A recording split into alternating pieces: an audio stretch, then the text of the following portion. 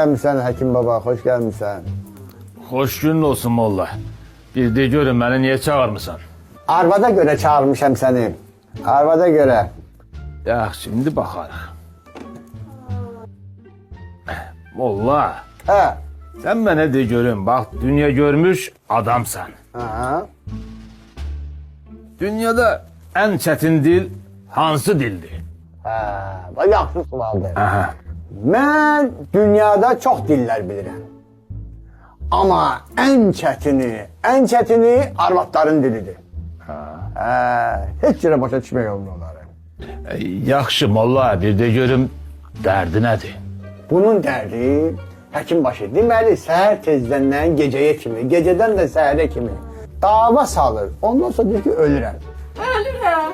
Da görürsən, qışqırır, bağırır, ondan sonra deyir ki, ölürəm. Hər gün belədir ya, gör neçə gündür. Narahat olma indi bakarıq. Yaxşı hanım. Ölürəm. Dur Ərvə, dur. Zəhmət olmasa gel bir bakaq göre derdin nedir? Dur ayağa, dur özü həkim babaya göstər. Küreği bir bana yakınlaştır.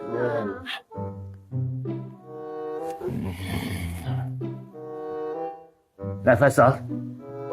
Derinden nefes al. Nefesi sakla. Bırakma. Bırakma. Şimdi bırak.